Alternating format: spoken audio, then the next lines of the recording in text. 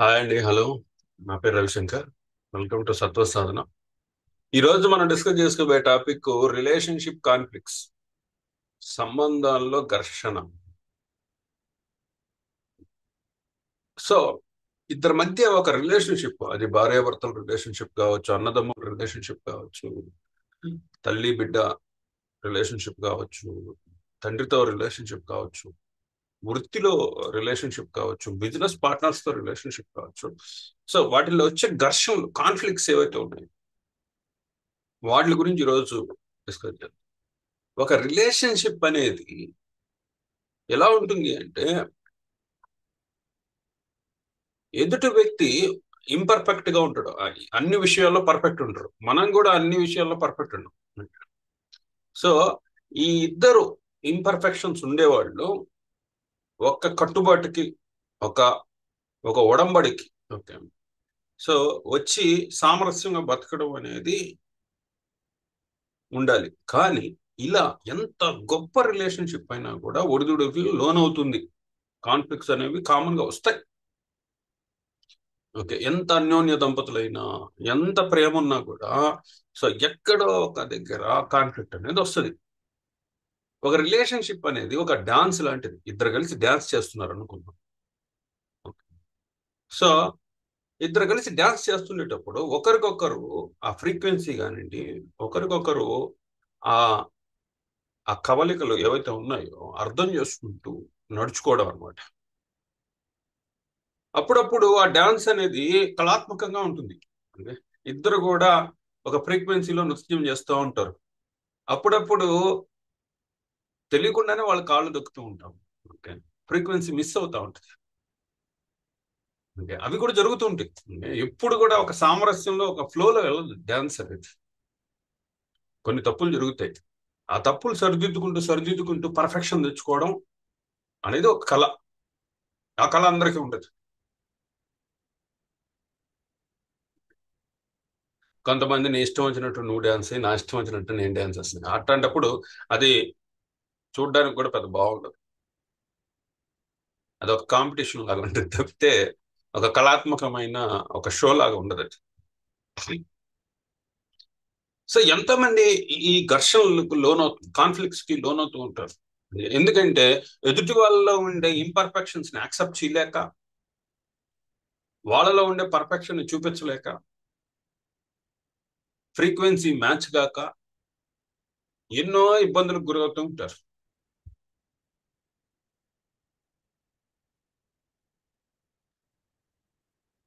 So ఒక ఆమెకి కొత్తగా పెళ్ళయింది.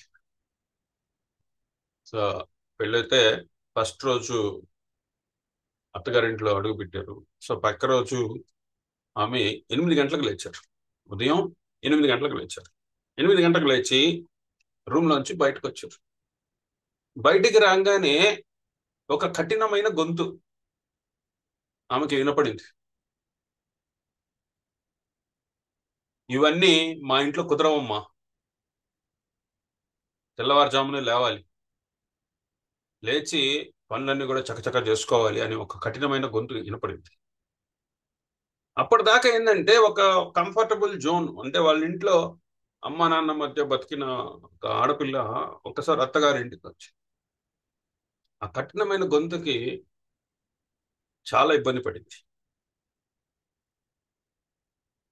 సో ఇది వాళ్ళ నాన్నకు ముందరే తెలుసు, అన్ని చెప్పి పంపించాడు అన్నమాట. అప్పుడు ఆమె ఏం తడబాటు లేకుండా వచ్చి అత్తగారి పక్కన కూర్చుంది. ఒక బ్యాగ్ తీసుకొచ్చింది. బ్యాగ్ తీసుకొచ్చి అత్తగారి పక్కన కూర్చుంది. ఆ బ్యాగ్ ఓపెన్ చేసి ఒక డైరీ తీసింది. డైరీ తీసి fridge 40,000, washing machine 50,000, okay, gold ఇన్ని సవర్లు, కట్నం ఇంత, మీరు అడిగిన డిమాండ్లన్నీ తీర్చాం కదా, ఇది మాకు చెప్పలేదే 8 గంటలకు లేవకూడదని అని చెప్పి అడిగింది. వాళ్ళ అత్తగారిని అడిగింది అనమాట. ఇది ఎక్కడ చెప్పలేదు మాకు కండిషన్స్ లో, మీరు చెప్పినవన్నీ తీర్చినాం కదా అని చెప్పేసి అడిగింది. అప్పుడు అత్తగారికి ఫీజులు అయింది. ఇంకా ఆ బ్యాగ్ లో ఏమున్నాయమ్మా అనగానే ఆ బ్యాగ్ లోంచి ఒక రివాల్వర్ తీసింది. దెబ్బకు భయపడిపోయింది. కొన్నిసార్లు ఏమవుతుందంటే మనం సామరస్యంగా ముందరికి పోయినా కూడా పనులు వర్కౌట్ కావు, కొద్దిగా ఇబ్బందికరంగా ఉంటాయి. సామరస్యంగా ముందరకు పోయినా కూడా కానీ ఇబ్బందికరంగానే ఉంటాయి. సో ఇదే కథ ఇంకో రకంగా చెప్తా. సో అత్తగారి డామినేషన్ ఇది. ఓకే. సో ఇట్లానే కాపురం జరిగింది. కొద్ది రోజుల తర్వాత అమ్మాయి వాళ్ళ ఇంటికి వచ్చింది. ఇంటికి వచ్చి మా అత్తగారి టార్చర్ భరించలేకపోతున్నాను, రోజు ఆమె మొహం చూడలేకపోతున్నాను, నా వల్ల కాదు అని చెప్పి వాళ్ళ అమ్మా నాన్నకి చెప్పింది. ఏదైనా పాయిజన్ ఉంటే ఇవ్వు, స్లో పాయిజన్ ఉండాలి, నాకు రోజు పెడతాను, చనిపోతుంది, అప్పుడు నా భర్తతో నేను హ్యాపీగా ఉండొచ్చు అని చెప్పేసి అనింది. వాళ్ళ తండ్రి మహా తెలివైనడు. సో ఒక పౌడర్ ఇచ్చాడు.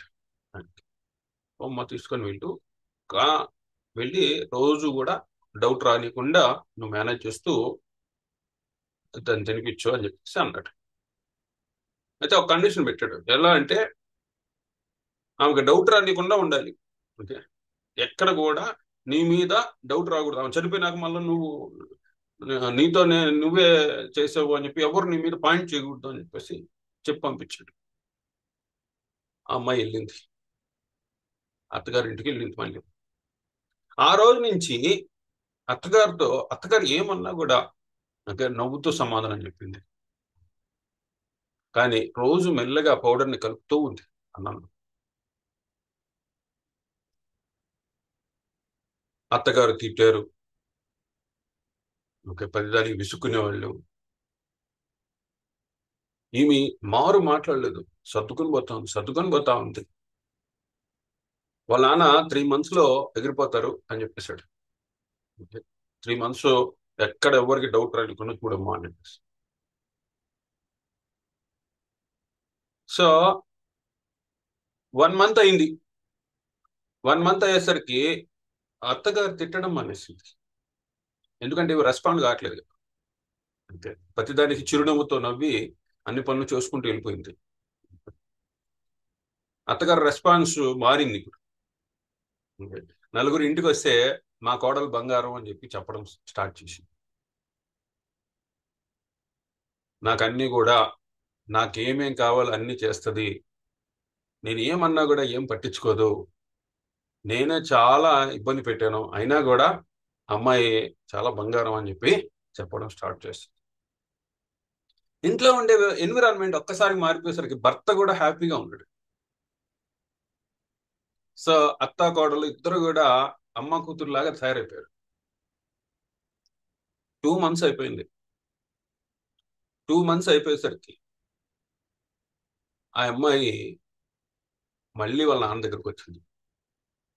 నాన్న నాన్న వద్దు నాన్న, ఇప్పుడంతా బాగుంది మా ఇంట్లో, ఈ విషయానికి విరుగుడు ఇచ్చేసేయి, ఓకే, మా అత్తగారు చనిపోకూడదు అని చెప్పేసి అడిగింది. అప్పుడు వాళ్ళ నాన్న చాలా తెలివైనడు కదా, ఒక నవ్వు నవ్వాడు. నేను ఇచ్చింది నీకు షుగర్ పౌడర్ తప్పితే నేను ఇంకేమి ఇవ్వలేదమ్మా, పాయిజన్ గీజన్ ఏమి ఇవ్వలేదు అని చెప్పేసి చెప్పాడు అనమాట. కొన్నిసార్లు కాన్ఫ్లిక్ట్ రిజల్యూషన్ కూడా చాలా తెలివిగా ఉంటుంది. ఓకే. కొన్నిసార్లు మనం తగ్గడం ద్వారా ఆ కాన్ఫ్లిక్ట్స్ రిజాల్వ్ చేసుకోవచ్చు, కొన్నిసార్లు మనం ఎక్కడం ద్వారా కాన్ఫ్లిక్ట్స్ రిజాల్వ్ చేసుకోవచ్చు. ప్రతి ఒక్క రిలేషన్ లో కాన్ఫ్లిక్ట్ వస్తూనే ఉంటుంది. నిజాయితీ అనేది చాలా అవసరం. ఎప్పుడు కూడా మనం ఇవ్వకుండా మనం ఏదైనా ఎక్స్పెక్ట్ చేస్తున్నాం అనుకోండి, ఆ రిలేషన్షిప్ ఎక్కువసేపు ఉండదు. మనం ఏమీ హెల్ప్ చేయకుండా, మన సైడ్ నుంచి ఎటువంటి కోఆపరేషన్ లేకుండా మనం ఓన్లీ ఎక్స్పెక్ట్ చేస్తున్నాం వాళ్ళ దగ్గర నుంచి అంటే అది 1-side రిలేషన్షిప్ అవుతుంది, స్వార్థం అయిపోతుంది. సో అది బ్రేక్ అవుతుంది. ఎప్పుడైతే మనం ఇవ్వడం ప్రారంభిస్తామో ఆటోమేటిక్ గా అక్కడి నుంచి కూడా కొన్ని మార్పులు వస్తాయి. అలా కొన్ని రిజాల్వ్ చేసుకోవచ్చు మనం సమస్యలన్నీ కూడా. నమ్మకం, నిజాయితీ అనేది ఉండాలి. మనము రాంగ్ డైరెక్షన్ లో వెళ్ళకూడదు. అవతల వాళ్ళు రాంగ్ డైరెక్షన్ లోకి వెళ్ళొచ్చు, అంటే వాళ్ళు మీకు విరుద్ధంగా ప్రవర్తించవచ్చు, కొన్నిసార్లు మీకు అసహనంగా అనిపించవచ్చు, జీవితం మీద విరక్తి కూడా రావచ్చు. కానీ మీరు రాంగ్ స్టెప్ అనేది. సో ప్రేమ అనేది బిల్డ్ చేసుకోవాలి మనం. ప్రేమ అనేది, సో ఫ్యామిలీ రిలేషన్షిప్స్ లో అయితే ఆ ప్రేమ అనేది బిల్డ్ చేసుకుంటా ఉండాలి. నిజాయితీతో ఉండాలి. ప్రొఫెషనల్ రిలేషన్షిప్స్ లో కానివ్వండి, బిజినెస్ రిలేషన్షిప్స్ లో కానీ నిజాయితీ అనేది ఉండాలి. సో నిజాయితీగా ఉంటే ఎలా బతుకుతాం సార్? ఏదో ఒక మోసం చేయాలి కదా. సో మోసం అనేది చేసి మీరు బతకాలి అంటే, ఓకే, ఆ వచ్చే బెనిఫిట్ టెంపరీ బెనిఫిట్, అది ఎక్కువ రోజులు ఉండదు ఆ బెనిఫిట్ అనేది. సో నిజాయితీతో, సో మంచిగా ఉండి ఒక రిలేషన్షిప్స్ ని మనం కన్స్ట్రక్ట్ చేయడం చాలా ఓపిక ఉండాలి. చాలా ఓపికతో మనం ఒక మెట్టు మెట్టు ఎక్కుతూ ఉండాలి. సో నిజాయితీ, చాలా మందిలో ఇప్పుడు ఉండే జనరేషన్ లో చాలా మందిలో నిజాయితీ లేదు. ఇది ఒక పెద్ద ప్రాబ్లం ఉంది.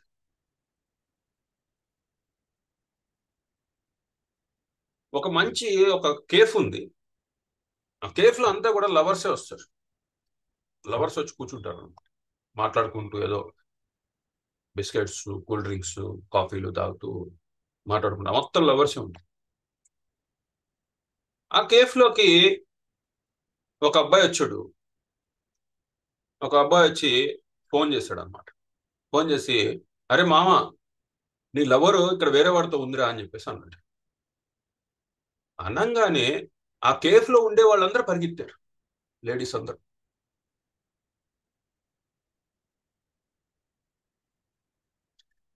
సో ఇక్కడెక్కడ ఉంది నిజాయితీ? సో తప్పు చేస్తున్నాము అంటే భయం వస్తుంది. తప్పు చేస్తున్నాము అంటే ఇన్సైడ్ మీరు పైకి ఎంత ధైర్యంగా ఉన్నా సరే లోపల భయం అనేది ఏర్పడుతుంది. అది ఎన్నో రోజులు దాచలేమన్నమాట.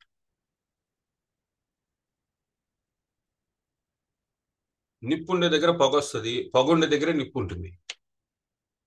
అది ఎన్నో రోజులు దాచిపెట్టలేం, కనపడుతుంది అది ఎప్పటికైనా కూడా.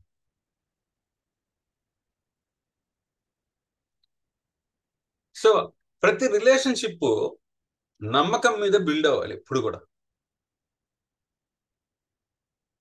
ఆ నమ్మకం లేకపోతే, అది ప్రొఫెషనల్ రిలేషన్షిప్ కావచ్చు, పర్సనల్ రిలేషన్షిప్స్ కావచ్చు, ఏదైనా కూడా నమ్మకంతో ఉండాలి. అవతల వాళ్ళు నమ్మకంగా ఉన్నా లేకపోయినా సరే మనం మాత్రం నమ్మకంగానే ఉండాలి.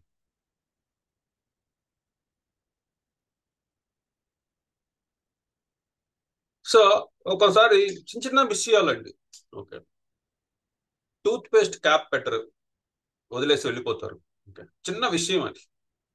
సో మనకు కనిపించగానే మనం టూత్ పేస్ట్ క్యాప్ పెట్టవచ్చు, పెట్టేసి, సో మనం జస్ట్ ఒక చిన్న మెసేజ్, టూత్ పేస్ట్ క్యాప్ పెట్టు అని చెప్పేసి చెప్పొచ్చు. కానీ ఆ చిన్న విషయం మీద ప్రారంభమైన వాదన, ఓకే, ఎప్పుడో పాస్ట్ లో జరిగిన సంఘటనలు, ఎక్కడో కలిచివేసేవన్నీ కూడా తీసుకొచ్చి వాటి మీద డిస్కషన్ చేయడం, పరస్పరం గౌరవించుకోవాల్సిన దగ్గర నీచంగా తిట్టుకోవడం. సో టూత్ పేస్ట్ క్యాప్ దగ్గర మొదలైన వాదన ఎక్కడికో వెళ్ళిపోతుంది. సంబంధాల మధ్య సంఘర్షణలు ఊతం వేస్తుంది.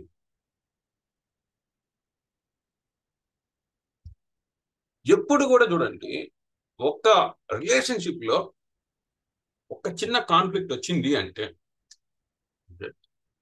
ఆ వర్తమానంలో ఉండే డిస్కస్ చేయండి. టూత్ పేస్ట్ క్యాప్ మీద మీ ఇద్దరికి వాదన వచ్చింది అనుకోండి, ఆ టూత్ పేస్ట్ క్యాప్ గురించే మాట్లాడండి. అలా కాకుండా నువ్వు అప్పుడు కూడా ఇట్టే చేసావు, మీ అమ్మ కూడా ఇంతే, మీ నాన్న కూడా ఇంతే, మీ ఫ్యామిలీ కూడా అంతే అని చెప్పి పాస్ట్ లో ఉండే తువ్వకాలన్నీ తీసి, ఓకే, దాన్ని పెద్దది చేసుకుంటూ పోవడం. ఇప్పుడు ఎవరైతే సామరస్యంగా ఉండాలో వాళ్ళిద్దరి మధ్య వర్తమానంలో ఆ వాదన కానీ జరిగితే చాలా బ్యూటిఫుల్ గా అది సాల్వ్ అవుతుంది. సో ఆయన క్యా టూత్ పేస్ట్ క్యాప్ మర్చిపోయాడు. నేను చెప్పింది టూత్ పేస్ట్ క్యాప్ ఎందుకు మర్చిపోయావు, దాన్ని ఇప్పటికి నేను 3 టైమ్స్ పెట్టాను, నువ్వు మళ్ళీ అట్లే చేస్తున్నావు, ఇది ఒక అలవాటుగా మారిపోతా ఉంది, దిస్ ఇస్ నాట్ గుడ్ అని చెప్పేస్తే సరిపోతుంది. కానీ ఆ వాదన పెంచుకుంటూ, ఓకే, సో ఈమెకి ఏంటంటే వాళ్ళ అమ్మ నాన్న నచ్చరు, ఆయనకేమంటే వాళ్ళ అమ్మ నాన్న నచ్చరు. అది ఎవరికైనా జరుగుతుంది. ఓకే, మీకే కాదు నాకు జరుగుతుంది, ఎవరికైనా జరుగుతుంది అట్లా. సో వాళ్ళందరినీ తీసుకురావడం ఈ గలబాలోకి, వాళ్ళందరినీ తిట్టడం, ఒక మాట అన్నారని ఇంకో మాట అన్నారని ఇంకో మాట, ఇద్దరు కూడా ఒక వార్ చేసుకునేదానికి అవన్నీ కూడా ఒక ఎక్విప్మెంట్స్ అన్నమాట. మా పాస్ట్ జరిగిన సమస్యలన్నీ కూడా తీసుకొచ్చి అవన్నీ ఎక్విప్మెంట్స్ అన్నమాట, అవన్నీ కూడా వాళ్ళ ఆయుధాలు. ఈ ఆయుధాలన్నీ ఎందుకు ఉపయోగిస్తున్నారు? అతన్ని ఒప్పించడానికి. అంటే ఏంది, టూత్ పేస్ట్ క్యాప్ నువ్వు పెట్టలేదు అని ఒప్పించడానికి ఇవన్నీ వాడతారు అనమాట. ఎంత దారుణం అండి.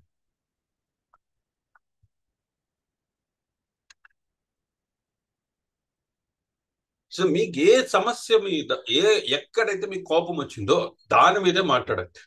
అప్పుడు ఏ కాన్ఫ్లిక్ట్స్ రావు, వచ్చినా కూడా సమస్య పోతాయి.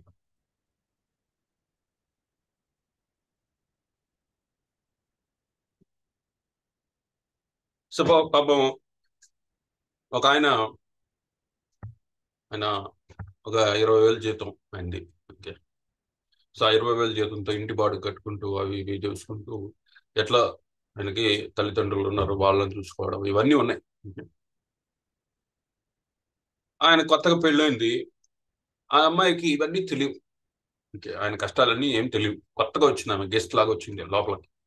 సో ఆమె తెలుసుకునేది కంటే టైం పడుతుంది.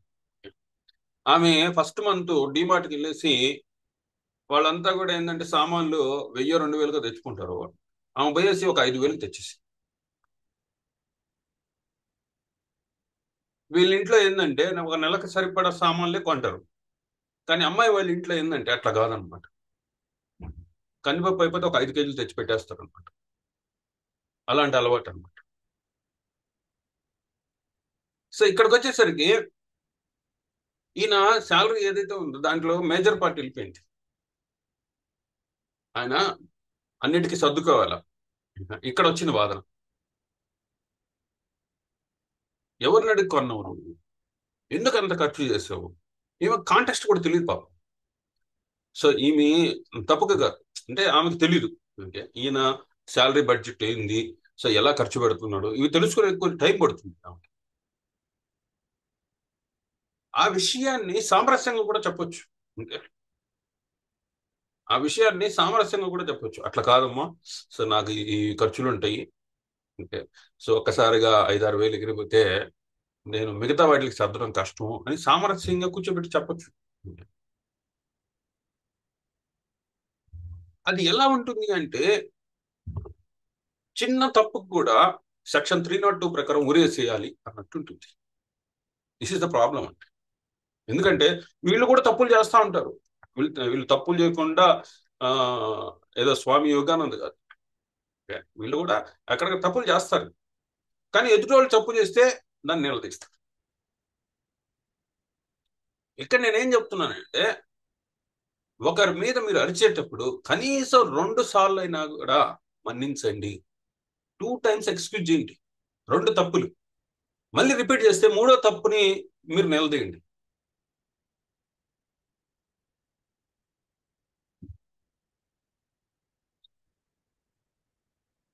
అప్పుడు అర్థమవుతుంది అనమాట. ఇప్పుడు వీరు ఒక ప్రపంచం ఉంటుంది, వాళ్ళది ఒక ప్రపంచం ఉంటుంది. వాళ్ళ ప్రపంచంలో ఏం జరుగుతుందో వీళ్ళకి మాత్రమే తెలుసు, ఎదుటోళ్ళకి తెలియదు.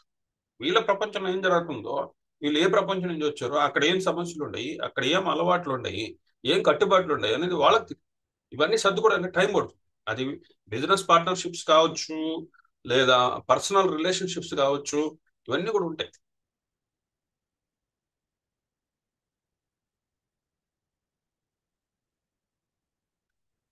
ఇంకో సమస్య ఏంటంటే,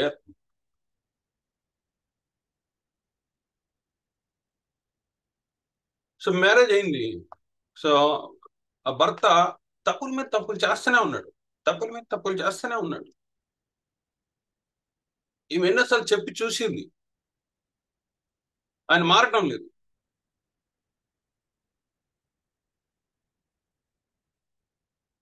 సో ఈమె చెప్పి చెప్పి చెప్పి చెప్పి అలసిపోయింది.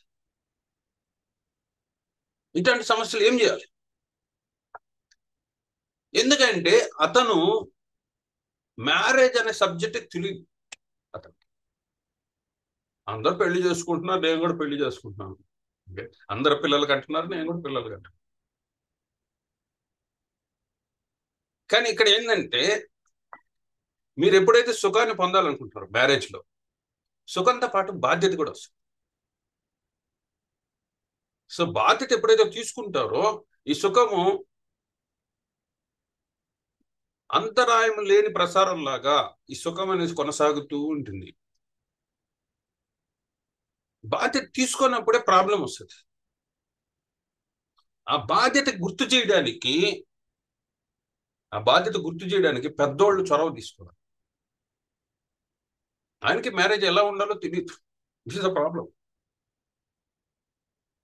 చెప్పేవాళ్ళు లేరు. ఈయన భార్య మాట వినడు.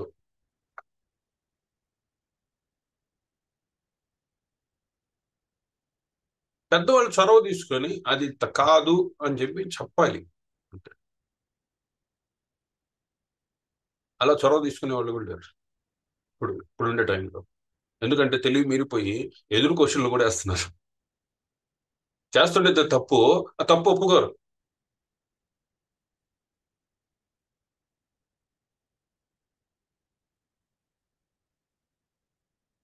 ఎవరి చేతని చెప్పిస్తే ఇంకా రైజ్ అయిపోతారు. అప్పుడు అతను మనిషి కాదనమాట, పశువుతో లెక్క. ఎందుకంటే కుటుంబం అంటే తెలియదు, కుటుంబం ఎలా ఏర్పాటు చేసుకోవాలో తెలియదు, కుటుంబ సభ్యులతో ఎలా మెలగాలో తెలియదు. తన స్వార్థం తాను చూసుకుంటూ తనకు అవసరమైన దాని కోసం వస్తాడు, అవసరం తీరంగానే వెళ్ళిపోతా ఉంటాడు. ఇది పుట్టుకతో, అంటే వాళ్ళ కుటుంబంలోనే ఇట్లా వచ్చేసింది అనమాట. అతనికి చెప్పలేదు ఇంకోళ్ళ కోసం మనం హార్డ్ వర్క్ చేయాలి అని చెప్పలేదు.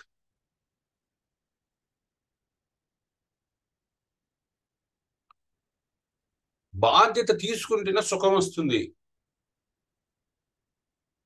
సుఖం సుఖం కోసం బాధ్యత తీసుకోవాలి. అప్పుడే పరిపూర్ణ వ్యక్తి అవుతారు. ఓకే, ఇప్పుడు నా కోసం నేను బతికేస్తున్నాను అనుకోండి. ఓకే, నాకు ఉదయం లేస్తే టిఫిన్ కావాలి, మధ్యాహ్నం భోజనం కావాలి, రాత్రికి డిన్నర్ కావాలి. ఓకే, నాకు అప్పుడప్పుడు తాగాలనిపిస్తుంది, తాగడానికి డబ్బులు కావాలి, పడక సుఖం కావాలి. ఇవన్నీ నీ వాంట్స్, ఇవి నీకు కావాలి. సో నీకు కావాలి అన్నప్పుడు నువ్వు ఏదో ఒకటి ఇవ్వాలి కదా. అదే బాధ్యత, రెస్పాన్సిబిలిటీ తీసుకోవడం.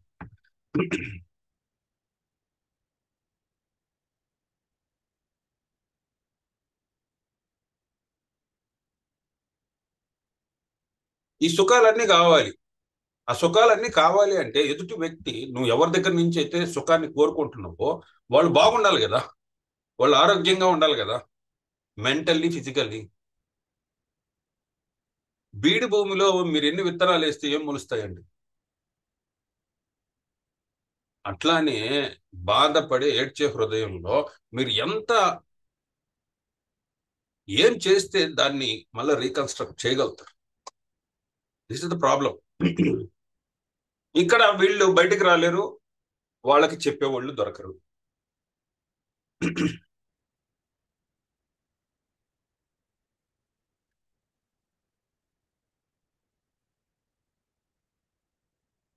సో ప్రేమ, కుటుంబము, వృత్తి, సంబంధాల్లో జీవితంలో ఒక ముఖ్యమైన భాగం. మేజర్ గా కాన్ఫ్లిక్ట్స్, సరే బయట వాళ్ళతో ఏదో కొట్టుకున్నాం, ఓకే ఓకే, ఏదో ఆఫీస్ లో కొట్టుకున్నారు, కొలీగ్స్ మధ్య ఏదో మిస్అండర్స్టాండింగ్ వచ్చినాయి, దట్స్ ఓకే. కానీ ఇంట్లో వస్తుంటాయి, మెయిన్ గా భార్యాభర్తలు.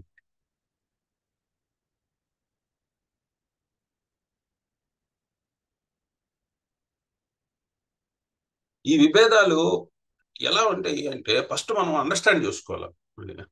సో ప్రకృతి ఎలా క్రియేట్ చేసింది, ఆడ మగ అనే వాళ్ళని ఎలా క్రియేట్ చేసిందో ఒకసారి చెప్తాను. మగవాడికి బలం ఇచ్చింది ప్రకృతి. ఎందుకంటే బయటకు పోయి తిరిగి సంపాదించుకురావడానికి బలం ఇచ్చింది. కానీ అందాన్ని తీసేసింది.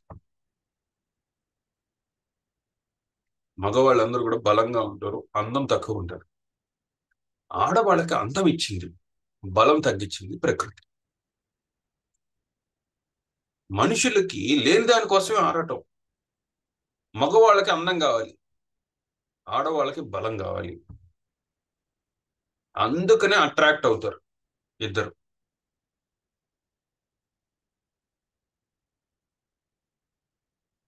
సో పురుషుడు ఎప్పుడు కూడా ఏంటంటే అందం అనే లాలస ఎక్కువ ఉంటుంది. ఓకే, అందమైన వస్తువులని నా దగ్గర ఉండాలి, అందం అంతా నేను దాచుకోవాలి అనే లాలస ఉంటుంది. ఎందుకంటే ఈయన దగ్గర అందం లేదు కాబట్టి, అది కావాలి కాబట్టి.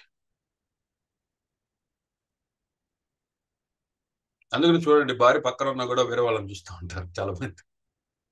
ఎందుకంటే దే ఆర్ బ్యూటీ లవర్స్.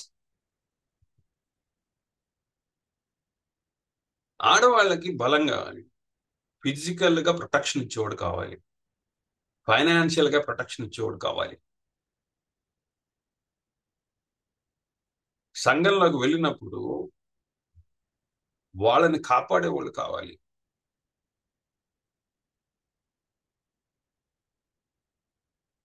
అది లేనప్పుడు కాన్ఫ్లిక్ట్ వస్తుంది.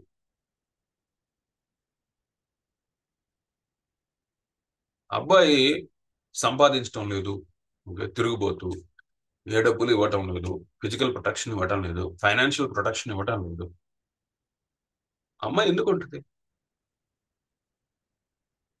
ఇంకో బలమైన మేల్ కి అట్రాక్ట్ అవుతుంది.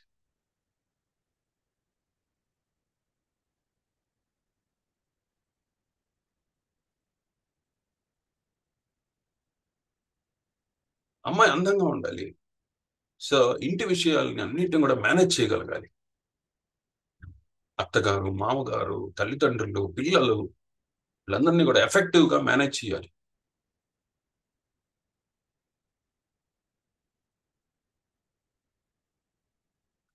అలా కాకుండా, ఓకే, భర్త ఏదో ఆఫీస్ నుంచి వస్తాడు, ఏదో పిచ్చిగా రెడీ అయ్యి, ఓకే, సో భర్త వచ్చినా కూడా కాఫీ తాగుతారా లేకపోతే టీ తాగుతారా ఏం అడగకుండా, టిఫిన్ పెట్టకుండా టీవీ సీరియల్స్ చూస్తూ,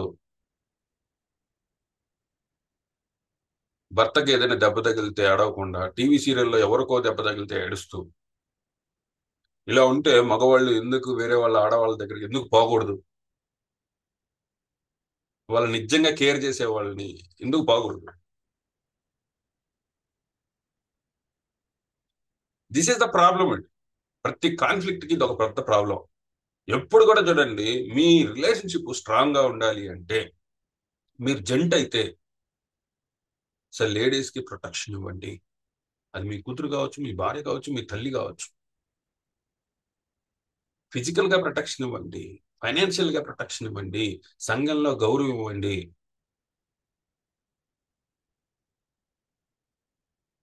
ఏదో పెళ్లికి వెళ్తారు, ఇంకా అమ్మాయికి పాపం నగా నట్ర ఏం లేదు, సో బోస్ మెడతో ఆ పెళ్లికి వెళ్ళింది, ఓకే, తల దించుకోవాల్సి వస్తుంది. ఎందుకంటే అక్కడ జరిగేదంతా ఇదే. సో అలాంటి situation తీసుకురాకండి.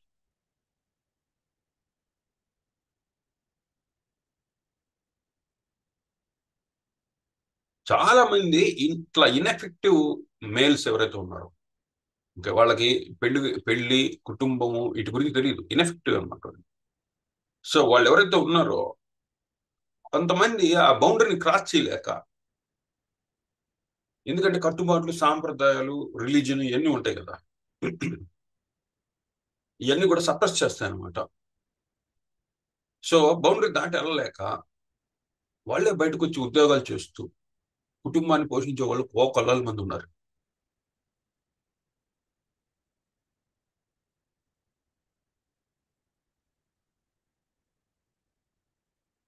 Not only ladies, gents లో కూడా. ఓకే, సో అమ్మాయి ఇతను పట్టించుకోదు, పిల్లల్ని పట్టించుకోదు. ఆమె పాటుగా ఏదో కిట్టి పార్టీస్ చేసుకుంటారు వేరే లేడీస్తో కలిసి. సో పార్టీలకు వెళ్తారు, సరదాగా ఉంటారు, జోవియల్గా ఉంటారు. వాళ్ళకి లేడీస్ లో కూడా ఉన్నారు, జెంట్స్ లోనే కాదు కుటుంబాన్ని పట్టించుకోని వాళ్ళు. లేడీస్ లో కూడా ఉన్నారు, కుటుంబం గురించి పెళ్లి గురించి ఆ, తెలియని వాళ్ళు లేడీస్ లో కూడా ఉన్నారు. భర్తలు స్విగ్గీ జొమాటో ఇవన్నీ ఎందుకు హిట్ అయినాయి అంటే ఇదే, దీనివల్లే, పర్పస్ ఇదే.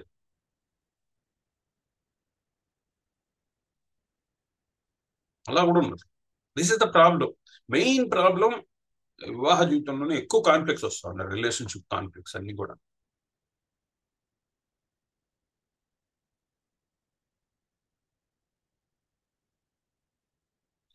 So there is a purpose అండి. ఇప్పుడు చదువుకునే రోజుల్లో కూడా పిల్లలు, so they are choosing their own ways. వాళ్ళకి నచ్చిన వాళ్ళని వాళ్ళే చూస్ చేసుకుంటున్నారు. ఇప్పుడు సపోజ్ ఇప్పుడు నా దగ్గర ఒక 4 యాపిల్స్ ఉన్నాయి. దాంట్లో మిమ్మల్ని ఒక యాపిల్ చూస్ చేసుకోమంటే ఆ నాలుగిట్లో ద బెస్ట్ చూస్ చేసుకుంటాను. ఓకే, కాలేజీలో చదివే అమ్మాయి, ఓకే, లేదా బయట బయటకు వచ్చి హాస్టల్లో ఉండే అమ్మాయిలకి అన్- నలుగురే కనిపిస్తారు. ఆ నలుగురిలో ఒకటి చూస్ చేసుకుంటుంది ద బెస్ట్ ని.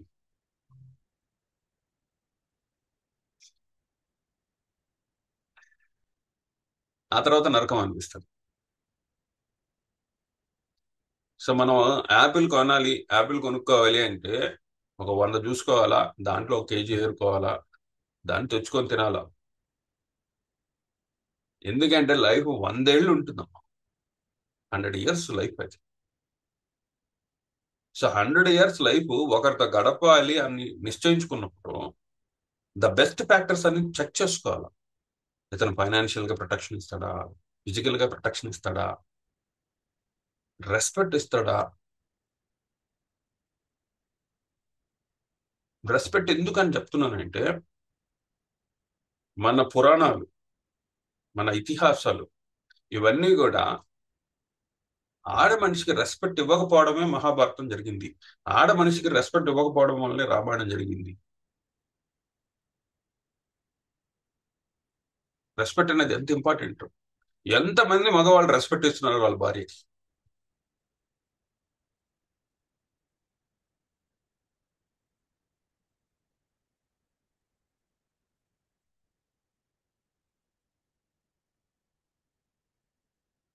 So there exist relationship conflicts ఎప్పుడు కూడా వస్తూనే ఉంటాయి. వీటి విషయాలు తెలుసుకోకపోతే ఎప్పుడు వస్తూనే ఉంటాయి. అసలు మ్యారేజ్ ఎందుకు చేసుకుంటాం? ఒక రిలేషన్షిప్ లోకి ఎందుకు వెళ్తాం మనం? ఒక రిలేషన్షిప్ లోకి ఎందుకు వెళ్తాము అంటే మనకంటూ ఒక వ్యక్తిత్వం ఉంటుంది. మనకంటూ ఒక వ్యక్తిత్వం ఉంటుంది. ఆ వ్యక్తిత్వం అనేది మీరు పుట్టి పెరిగిన వాతావరణం, మీ కుటుంబ వ్యవహారాలు, మీ కట్టుబాట్లు, మీ రిలీజియన్, మీ కులం, మీ మతం, వీటి విషయాలతో అల్లుకొని ఉంటుంది మీ వ్యక్తిత్వం అనేది. అది ఆల్వేస్ కరెక్ట్ అనుకుంటారు మీరు.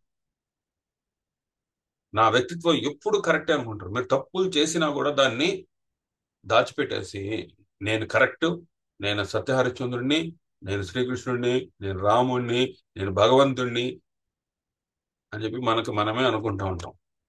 That is wrong.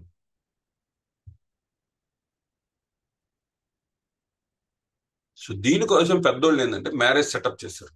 Marriage setup ఏంటి అంటే అవుటర్ వరల్డ్ నుంచి ఒక వ్యక్తిని మీ ఫ్యామిలీలోకి తీసుకుంటున్నారు. ఓకే, ఎందుకంటే సొసైటీని మీకు అలవాటు చేస్తున్నారు.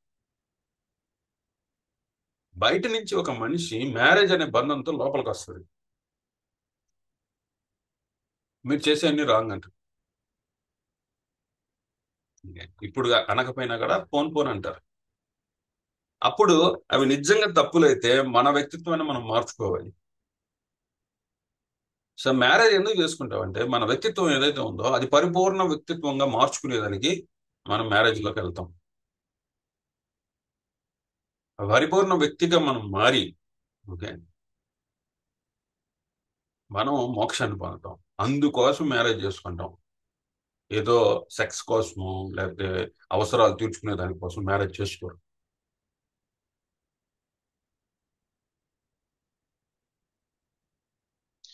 సో బయట ఉండే వ్యక్తిని మీరు ఎలా ప్రవర్తిస్తారు, బయట నుంచి తెచ్చుకున్న వ్యక్తితో మీరు ఎలా ప్రవర్తిస్తారో దాన్ని బట్టి మీరు సొసైటీతో ఎలా ప్రవర్తిస్తున్నారో తెలుస్తుంది. మీ భార్యతో కానీ మీ భర్తతో కానీ మీకు సరైన సంబంధం లేకపోతే సొసైటీతో కూడా మీకు సంబంధాలు లేవు. ఎందుకంటే భార్య సొసైటీ, భర్తే society. If you are not giving any respect to the relationship, మీరు బయట కూడా అలానే ఉంటారు.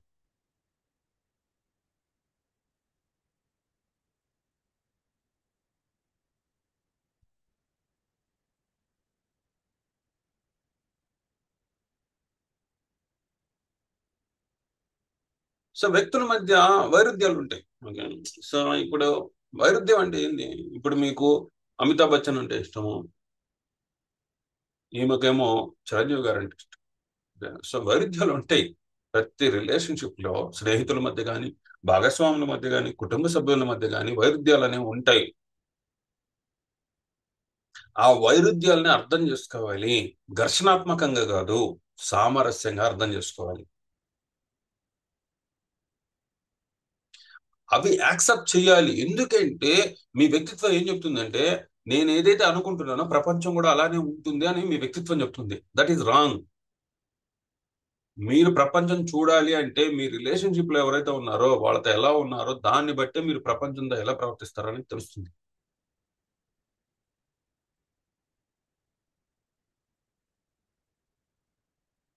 సో వ్యక్తుల మధ్య భావోద్వేగ అపార్థాలు వస్తుంటాయి, కమ్యూనికేషన్ లో అపార్థాలు వస్తూ ఉంటాయి. సో అలా కాదండి, నేను ఇలా చెప్పలేదు, అలా చెప్పాను అని కమ్యూనికేషన్ లో కూడా మిస్అండర్స్టాండింగ్స్ వస్తూ ఉంటాయి. సో ఒక ఒక రిలేషన్షిప్ గురించి, ఒక వ్యక్తి గురించి మీరు తెలుసుకోలేనప్పుడు వాళ్ళకి ఏమి ఇష్టమో ఏమి ఇష్టం లేదు, వాళ్ళతో ఎలా ప్రవర్తించాలి, వాళ్ళ పాజిటివ్స్ ఏంది వాళ్ళ నెగిటివ్స్ ఏంది రెండు అర్థం చేసుకుంటూ పాజిటివ్ ని మాత్రమే మనం టచ్ చేసుకుంటూ నెగిటివ్స్ ని కరెక్ట్ చేసుకుంటూ వెళ్తేనే ఆ రిలేషన్షిప్ నిలబడుతుంది. లేదు నాకు ఓన్లీ పాజిటివ్ కావాలంటే అటు కుదరదు, నెగిటివ్ కూడా ఉంటుంది. ప్రతి మనిషిలో పాజిటివ్ ఉంటుంది, నెగిటివ్ ఉంటుంది.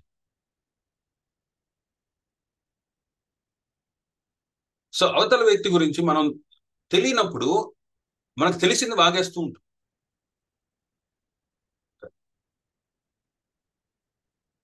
సో అవతల వ్యక్తి గురించి తెలుసుకోవాలి అంటే వాళ్ళ పని మీరు చేసి చూడాలి.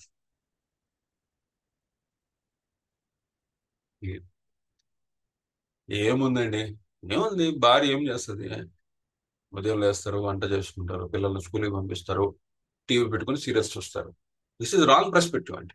మీరు ఒక్కసారి వంట చేసి చూడండి, మీరు ఒక్కసారి బట్టలు ఉతికి మడతేసి చూడండి, మీరు ఒక్కసారి ఒక్కరోజు ఆమెకు సెలవు ఇచ్చి మీ పిల్లల్ని మీరే రెడీ చేసి స్కూల్కి పంపించి చూడండి.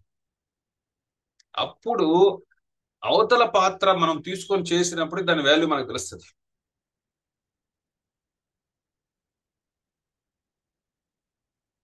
ఒక్కోసారి వంటలో ఉప్పు తక్కువ అవుతుంది, గయ్యమని లేస్తారు. చాలా, మా కుటుంబంలో కూడా ఉన్నాయి, గయ్యమని లేస్తారు అనమాట. ఇప్పుడు దాకా బాగా చేసినాము, ఏదో ఒక్క రోజు మిస్టేక్ అవుతుంది, ఉప్పు తక్కువ వేయడం ఎక్కువ వేయడం.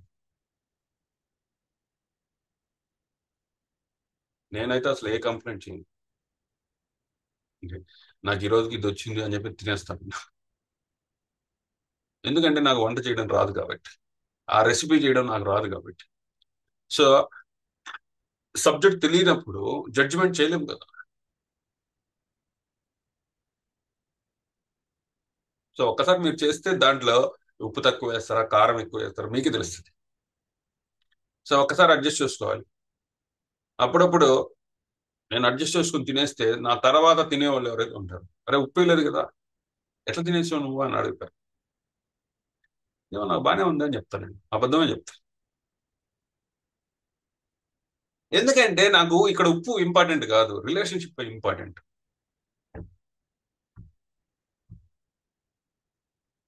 అప్పుడు అవతల వాళ్ళు రియలైజ్ అవుతారు, ఇతను నేను చేసిన వంటకు కాదు నాకు వాల్యూ ఇస్తున్నాడు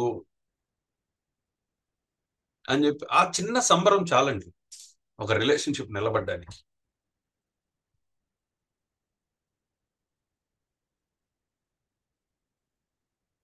సో ఎప్పుడు కూడా మనం వాల్యూ ఇవ్వాలి, వాళ్ళ పాజిటివ్స్ కి నెగిటివ్స్ కి, అప్పుడే ఒక రిలేషన్షిప్ నిలబడుతుంది. కొన్నిసార్లు కంప్లీట్ గా వైరుధ్యమైన విషయాలు వస్తాయి, దట్ ఈస్ కర్మ అనుకుందాం. కొన్నిసార్లు మనం ఏం చేయలేము, సో మనం అడ్జస్ట్ కాలేము, అట్లని వాళ్ళు అదే చేస్తూ ఉంటారు.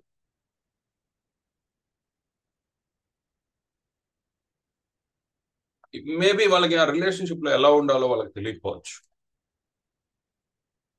ఓకే, అప్పుడు మనం చెప్పినా కూడా వారు మారకపోతే ఎగ్జాంపుల్స్ చూపించాలి, ఎగ్జాంపుల్స్ చూపించాలి. ఒక ఇద్దరు భార్యాభర్తలు ఎప్పుడు గొడవ పడతా ఉన్నారు, ఎప్పుడు కంప్లైంట్స్ చేస్తా ఉన్నారు, ఒకరి మీద ఒకళ్ళు కంప్లైంట్ చేస్తాం.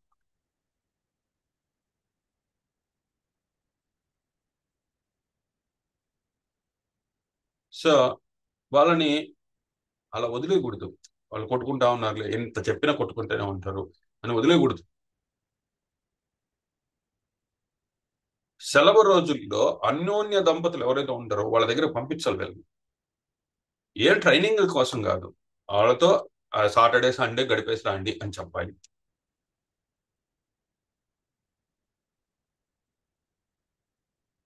అప్పుడు వాళ్ళు తెలుసుకుంటారు. ఓకే, ఓకే, ఎలా ఉండాలి అని.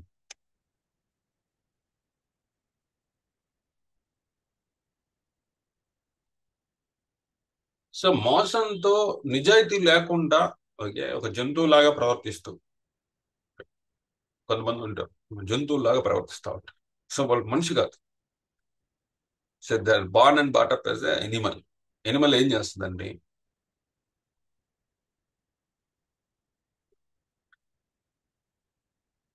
ఎనిమల్ ఏం చేస్తుంది? దానికి కావాల్సింది రెండే రెండు: తనను తాను కాపాడుకోవడం, రీప్రొడక్షన్ చేయడం. ఈ రెండే దానికి కావాల్సింది. తనను తాను కాపాడుకునే దానికి ఏదైనా చేస్తారు. ఇంకోటి రీప్రొడక్షన్. ఈ రెండే కావాలి జంతువుకి. మనం మనుషులు అట్ట కాదు కదా. మనుషులు ఎవాల్వ్డ్. కొంతమంది ఎవాల్వ్ కావాలి, మనుషుల్లాగే ఉంటారు, జంతువుల్లాగా ఉంటారు, ఎప్పుడు అదే యావలో ఉంటారు.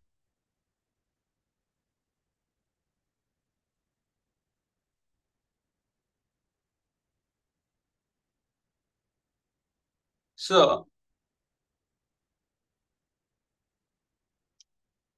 వాళ్ళ ఆ ఒక చాప్టర్ లోనే ఆగిపోతారు. ఓకే, ఏంటంటే, సో జీవితంలో ఒక భాగం అది. ఓకే, మ్యారేజ్, ఆ తర్వాత ఒక రిలేషన్షిప్, ఆ రిలేషన్షిప్ లో సెక్షువల్ యాక్టివిటీ, అదొక ఒక చాప్టర్ అది. ఆ చాప్టర్ లోనే ఆగిపోతారు కొంతమంది. ఓకే, అదే జీవితం అనుకుంటారు.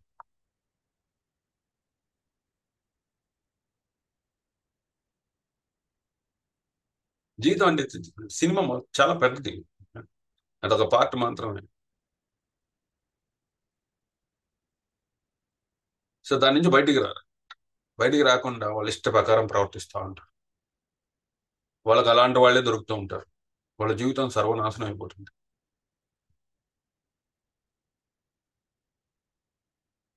సో అట్లాంటి వాళ్ళని మనం ఏం చేయలేం. వీ నీడ్ టు కమ్అట్ అని వదిలేయాలి. ఎందుకంటే మన జీవితం గొప్పది, మార్చాలని చూసి మార్చలేక, సో యూ నీడ్ టు కమ్అట్. మీ పిల్లల కోసమో లేకపోతే మీ జీవితం కోసమో. మొన్న ఒక సినిమా చూసాను, దాంట్లో షీఈ్ అ క్లాసికల్ డాన్సర్. ఆమె ఒక క్లాసికల్ డాన్సర్. సో ఆమెకి పెళ్లి చేస్తారు. పెళ్లి చేస్తే ఆమె అత్తగారింటికి వస్తారు, హస్బెండ్ దగ్గర. అది ఒక డ్యూటీ లాగా మారిపోతుంది ఆమెకి. హస్బెండ్ ఏం ప్రేమ చూపించడు. ఓకే, ఆమెను ఒక స్లేవ్ లాగా చూస్తూ ఉంటాడు. సో అత్తగారికి సేవ చేయాలి, మామగారికి సేవ చేయాలి, భర్తకి సేవ చేయాలి. సో కేర్లెస్ గా, రెక్లెస్ గా ప్రవర్తించడం, ఏం చెప్పినా వినకుండా ఎప్పుడు వెళ్ళిపోతూ ఉండడం, ఇలా చేస్తూ ఉంటాడు. అమ్మాయి ఎన్నో రకాలుగా ప్రయత్నిస్తుంది, ప్రయత్నించి ఒకసారి ఆమె బయటకు వచ్చేసి ఆమె క్లాసికల్ డాన్స్ కోసం వాళ్ళ జీవితాన్ని అంకితం చేస్తుంది. అప్పటిదాకా సప్రెస్ చేసుకుంటుంది ఆమె. గ్రేట్ ఇండియన్ కిచెన్ ఏదో సినిమా పేరు వచ్చి. సో ఇలాంటివి కూడా జరుగుతూ ఉంటాయి. మనం కొన్నిసార్లు ప్రయత్నించాలి. ప్రయత్నం మనం సఫలం కానప్పుడు మన ప్యాషన్ ఏంది మనం గుర్తుంచుకోవాలి, ఆ ప్యాషన్ కోసం బయటకు రావాల్సి వస్తుంది. తల్లిదండ్రులు, పిల్లలు, తోబుట్టువులు, కుటుంబ సభ్యులు తరాలు తేడా వల్ల, జనరేషన్ గ్యాప్స్ వల్ల కూడా సమస్యలు వస్తూ ఉంటాయి. సో పెద్దవాళ్ళు ఏదైతే చెప్తున్నారో, సో పిల్లలకు నచ్చకపోవచ్చు. Because generational gap. వీళ్ళు ప్రపంచాన్ని ఒక వ్యూలో చూస్తుంటారు, వాళ్ళు ఇంకో వ్యూలో చూస్తూ ఉంటారు. వీళ్ళు చాలా స్పీడ్ ఉంటారు, వాళ్ళు ఆలోచన ఎక్కువ ఉంటుంది. ప్రతి పని చేయడానికి ఆలోచన అనేది ఎక్కువ ఉంటుంది, తొందరపడరు పెద్దవాళ్ళు. ఇక్కడ స్పీడ్, యంగర్ జనరేషన్ యొక్క స్పీడు, ఓల్డర్ జనరేషన్ యొక్క ఆలోచన రెండు మిక్స్ అవ్వాలి. ఆ మిక్స్ అవ్వాలి అంటే వాళ్ళు చెప్పేది వీళ్ళు వినాలి. Active listening. సో ఇప్పుడు మీ తాతగారు చెప్పేది మీకు సోదిలాగా అనిపిస్తుంది అనుకోండి. This is generational gap. ఇది ఇక్కడ కూడా సమస్యలు వస్తూ ఉంటాయి. మీ తాతగారు చెప్పేది మీకు అందరూ సోదిలాగా అనిపిస్తా ఉంది. మరి ఎందుకు చెప్తున్నాడు ఆయన? మీ మంచి కోసమే కదా. మీ జీవితం గురించే చెప్తుంటాడు ఆయన. పాప ఆయన జీవితం గురించి ఆయన చెప్పడం. సో మీరు శ్రద్ధగా వినండి, ఆయనకు ఒక టైం ఇవ్వండి. తాత, నాకు ఇప్పుడు ఆఫీస్ ఉంది, ఆఫీస్ నుంచి రాగానే నీతో నేను ఒక 15 minutes కూర్చుంటాను, నువ్వు చెప్పేది వింటాను అని చెప్పేసి చెప్పండి. వాళ్ళు అర్థం చేసుకుంటారు. ఆ 15 minutes మీరేం ప్రశ్నించకుండా వాళ్ళు చెప్పేదంతా వినండి. మీకు నచ్చితే పాటించండి, నచ్చకపోతే వదిలేయండి, కానీ గౌరవం ఇవ్వండి. ఏ ముసలాడు ఎప్పుడు ఏదో ఒకటి వాగుతూ ఉంటాడు, తలకాయ నొప్పి. ఆయన వాగేదంతా మీకోసం వాగుతుంటాడు, కుటుంబం కోసం వాగుతాడు. సో ఆయన రెస్పెక్ట్ ఇవ్వాలి, ఎందుకంటే ఆయన అలసిపోయాడు. ఇప్పుడు దాకా మీకోసం, ఇప్పుడు ఆయన ఉండబట్టే కదా మీరు వచ్చారు. ఇప్పుడు దాకా కుటుంబం కోసం ఆయన చేసి చేసి అలసిపోయాడు. ఇప్పుడు రెస్టింగ్ పొజిషన్ లో ఉన్నాడు. మీ మంచి కోసం ఏదో ఒకటి చెప్తుంటాడు, సూచనలు సలహాలు. నచ్చితే పాటించండి, నచ్చకపోతే వదిలేయండి, కానీ రెస్పెక్ట్ ఇవ్వండి. ఇలా జనరేషన్ గ్యాప్స్ వల్ల వచ్చే కాన్ఫ్లిక్ట్స్ రిజాల్వ్ చేసుకోవచ్చు.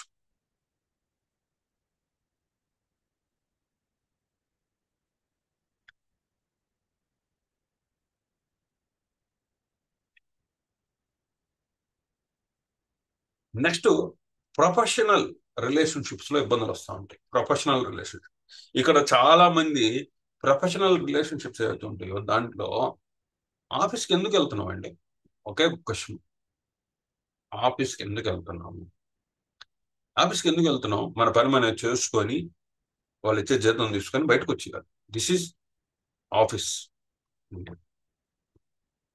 ఆఫీస్ లో ఎమోషనల్ అటాచ్మెంట్స్ దేనికి? ఆఫీస్కి ఎందుకు వెళ్తున్నాం? ఎమోషనల్ అటాచ్మెంట్స్ పెంచుకునేదానిక, లేకపోతే గాసిప్స్ మాట్లాడుకునేదానిక, లేకపోతే రాజకీయాలు మాట్లాడుకునేదానిక, లేకపోతే ఏదో ఒకటి, ఏదో ఒక ఇబ్బంది.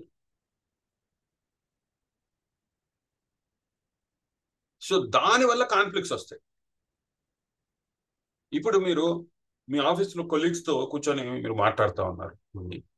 సో మీ మేనేజర్ గురించి మాట్లాడండి, మీ వర్క్ గురించి మాట్లాడండి, మీ గురించి మాట్లాడండి, మీరు చేసే పని గురించి మాట్లాడండి. అంతేగాని మీ ఫ్యామిలీ సమస్యలు, ఓకే, మీ భార్య గురించి లేదా మీ భర్త గురించి ఎమోషనల్ అటాచ్.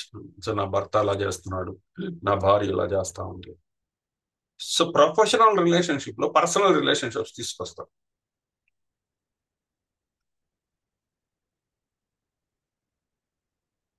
వాడు అడ్వాంటేజ్ తీసుకుంటాడు.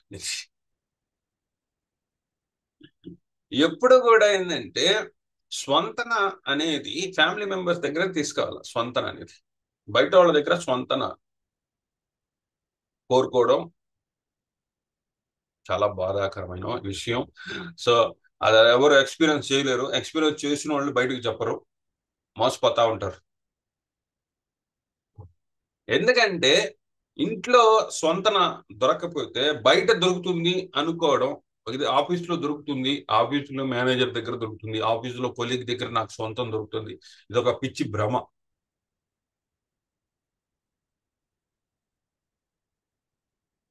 వాడికి ఒక ఫ్యామిలీ ఉంటుంది, ఈమెకు ఒక ఫ్యామిలీ ఉంటుంది.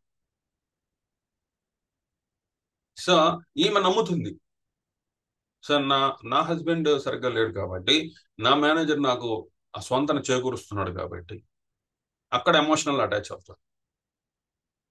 ఎప్పుడైతే ఆ మోజు తిరిగిపోతుందో వదిలేస్తుంది. ఈమె ఊరుకోదు. ఏదో ప్రూఫ్లని అవని ఇవని రచ్చారావిడి, అదే పోలీసులు కోర్టులు అంత దాకా వెళ్ళిపోయి విచ్ఛిన్నం అయిపోయి జీవితమే గలీజ్ అయిపోతుంది. ఒకే క్వశ్చన్, ఆఫీస్కి ఎందుకు వెళ్తున్నాం? ఆఫీస్కి ఎందుకు వెళ్తున్నాము? మీరు మీ పని చేసుకొని ఆ జీతం డబ్బులు తీసుకుని వచ్చేదానికి, మీ కుటుంబాన్ని ఇంప్రూవ్ చేసుకునే దానికి వెళ్తున్నారు మీరు ఆఫీస్కి. మీ పిల్లలకి పెడతారు, మీ భార్యకు పెడతారు, మీ భర్తకు పెడతారు, మీ తల్లిదండ్రులకు పెడతారు, మీ అత్తమామను చూసుకుంటారు. దీనికోసం వెళ్తున్నారు మీరు ఆఫీస్కి.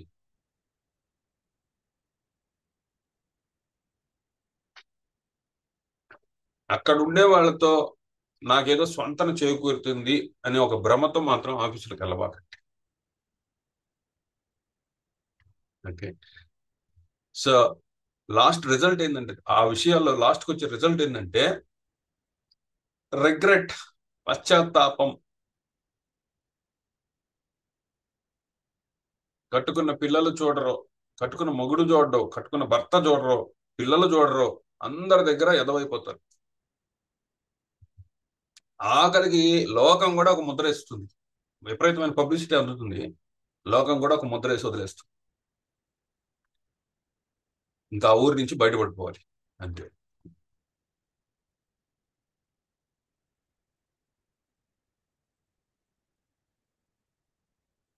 సో ప్రొఫెషనల్ రిలేషన్షిప్స్ ఎలా ఉండాలి అంటే,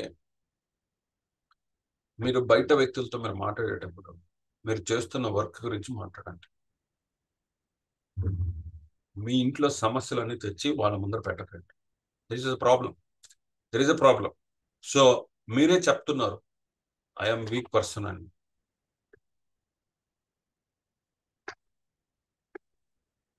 మీరే అడ్వాంటేజ్ ఇస్తున్నారు, మీరే నాశనం అయిపోతారు.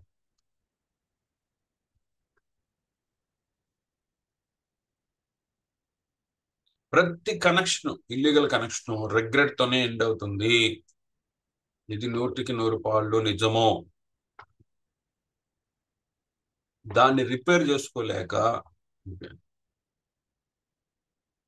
అది చంపే వరకు కూడా వెళ్తా ఉంది కొన్ని సమస్యలు.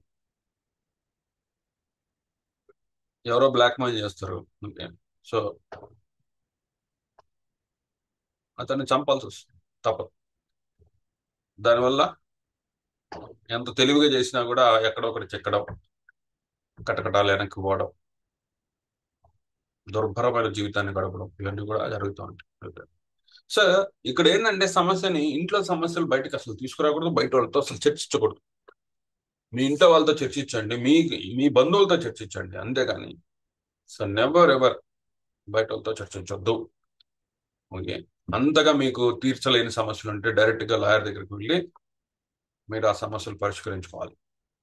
అంతేగాని అవతల వాళ్ళకి అడ్వాంటేజ్ ఇవ్వకండి ప్రొఫెషనల్ రిలేషన్షిప్స్ లో.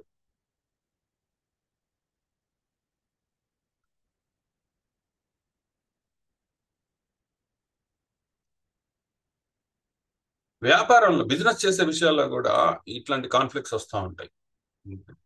సో ఆర్థిక పరమైన నిర్ణయాలు తీసుకునే విషయంలో, దిశానిర్దేశం చేసే విషయాల్లో, లీడర్షిప్ తీసుకొని ముందరికి నెట్టే విషయాల్లో భిన్నాభిప్రాయాలతో ఇద్దరి పార్ట్నర్షిప్స్ మధ్య ఘర్షణ వస్తూ ఉంటుంది. ఆర్థిక విభేదాలు, అధికార పోరాటాలు, మోసాలు, ఇవన్నీ కూడా బిజినెస్ రిలేషన్షిప్స్, పార్ట్నర్షిప్స్ లో వస్తుంటాయి. ఒకటి గుర్తుపెట్టుకోండి, మీరు ఏదైనా పార్ట్నర్షిప్ వెళ్తున్నప్పుడు అది ఒక కోర్సులో జాయిన్ అయ్యి మీరు అది నేర్చుకున్నట్టు ఊహించుకోండి. ఓకే. మీరు ఎందుకు పార్ట్నర్షిప్ లోకి వెళ్తారు, ఒక బిజినెస్ పార్ట్నర్షిప్స్ ఎందుకు చేస్తారు? మీ దగ్గర ఏదైతే స్కిల్ లేదో అవతల వాళ్ళ దగ్గర ఉంది, అందుకోసం వాళ్ళతో పార్ట్నర్షిప్ చేస్తారు. మీకు మాట్లాడడం రాదు, అతనికి మాట్లాడడం వచ్చు, సో ఇద్దరు కూడా ఒక బిజినెస్ పార్ట్నర్షిప్ చేసుకుంటారు. సో ఇక్కడ ఏంటంటే, మీకు ఏదైతే రాదో అది నేర్చుకోవాలి మీరు యాజ్ ఎర్లీ యాజ్ పాసిబుల్. ఎందుకంటే ఏ మనిషి కూడా శాశ్వతమైన బిజినెస్ పార్ట్నర్షిప్స్ లో ఉండలేరు. మహా అయితే సంవత్సరం, మహా అయితే 2 సంవత్సరాలు, మహా అయితే 5 సంవత్సరాలు, అంత మంచి వాళ్ళు ఇద్దరు కలిసినా కూడా ఆ తర్వాత విడిపోవాల్సి వస్తుంది. ఇదంతా కూడా మీరు ఒక కోర్సులో జాయిన్ అయ్యి ఆ కోర్సు నేర్చుకున్నట్టు అనుకోండి. త్వరగా నేర్చుకోండి, మంచిగానే విడిపోండి. మీకు ఏదైతే వీక్నెస్ ఉందో ఆ వీక్నెస్ ని మీరు ఓవర్కమ్ చేయాలి యాజ్ ఎర్లీ యాజ్ పాసిబుల్. అలా ఓవర్కమ్ చేయనప్పుడు ఎప్పుడో ఒకప్పుడు దెబ్బ తగులుతుంది. ఆ మనిషి పూర్తిగా మిమ్మల్ని అర్థం చేసుకుని మీ వీక్నెస్ కనుక్కొని దెబ్బ కొడతారు.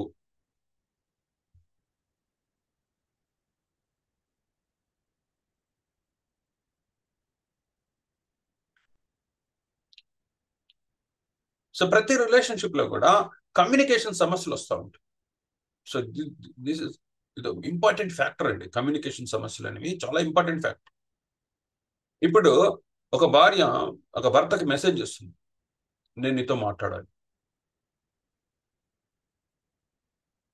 ఆ భర్త కంగారు పడిపోతాడు. ఏంది ఇట్లా మనం మాట్లాడుకోవాలి అని ఆ, హఠాత్తుగా రోజు ఇంట్లో ఉంటాం కదా, ఇట్లా సడన్ గా మెసేజ్ పెట్టింది ఏంటి? అతన్ని ఆ, రకరకాలుగా ఆలోచించేలాగా చేస్తుంది. అతను భయపడేలాగా చేస్తుంది. ఎందుకంటే స్పష్టత లేకపోవడం వల్ల, మీరు ఇచ్చిన మెసేజ్ లో స్పష్టత లేకపోవడం వల్ల అతనికి రకరకాల ఊహలు, రకరకాల భయాల్ని, ఉద్రిక్తని తీసుకొస్తుంది. ఈ స్పష్టత లేకపోవడం వల్ల అపార్థాలకు లోనవుతారు. వెంటనే ఫోన్ చేస్తారు, ఏంది మాట్లాడుకోవాలి. ఎందుకంటే క్యూరియాసిటీ పెరిగిపోతుంది. ఎందుకు మాట్లాడుకోవాలి? ఏం లేదండి, రేపు పెళ్ళి ఉంది కదా, ఏం గిఫ్ట్ కొనాలి. దానికి ఇట్లా పెడతారా మెసేజ్ అని చెప్పేసి తీవ్రంగా అలజడి అనేది లేదు. అక్కడ కమ్యూనికేషన్ కాన్ఫ్లిక్ట్స్ వస్తూ ఉంటాయి. సో క్లియర్ కట్ గా ఉండాలి. ఓకే, మనం మాట్లాడుకోవాలి కాదు, రేపు పెళ్లికి వెళ్ళాలి, సో ఏం గిఫ్ట్ కొంటే బాగుంటుందని మెసేజ్ క్లియర్ గా టైప్ చేయండి. ఆఫ్ మెసేజ్ టైప్ చేసి ఇబ్బందులు తెచ్చుకోబాకండి. విలువలు, నమ్మకాలు. ఓకే. సో ఒక వ్యక్తితో మనం రిలేషన్షిప్ లోకి వెళ్తున్నప్పుడు, అది బిజినెస్ కావచ్చు, పర్సనల్ కావచ్చు, అతను దేనికి విలువ ఇస్తున్నాడో గుర్తించాలి. ఏ విషయాలకు విలువలు ఇస్తున్నాడు అనేది గుర్తించాలి. ఆ విలువలు తెలుసుకోవాలి, వాటిని టచ్ చేయకూడదు. మీకు నచ్చినా నచ్చకపోయినా ఆ విలువల్ని టచ్ చేయకూడదు. ఇప్పుడు సపోజ్ ఒక హస్బెండ్ ఉన్నాడు, రోజు కూడా బయటకు వెళ్ళేటప్పుడు వాళ్ళ తండ్రి ఆశీర్వాదం తీసుకొని వెళ్తుంటాడు. ఓకే, అది మీకు నచ్చకపోవచ్చు, కానీ అతను దానికి విలువిస్తున్నాడు. అప్పుడు అది తప్పు అని మాత్రం మీరు ప్రశ్నించకూడదు. అనవసరమైన సమస్యలు తెచ్చుకోకూడదు. వాళ్ళ విలువలకి మీరు గౌరవం ఇవ్వాలి. అప్పుడే ఆ రిలేషన్షిప్ లో చాలా స్ట్రాంగ్ గా బిల్డ్ అవుతుంది. కొంతమంది వ్యక్తులు, ఇది ఒక ఎగ్జాంపుల్ అనండి. సో ఆ విలువ, వాళ్ళు ఏం నమ్ముతున్నారు, వాళ్ళు దేనికి విలువిస్తున్నారు, ఇదే ఫస్ట్ మీరు తెలుసుకోవాల్సిన ఇంపార్టెంట్ ఫ్యాక్టర్.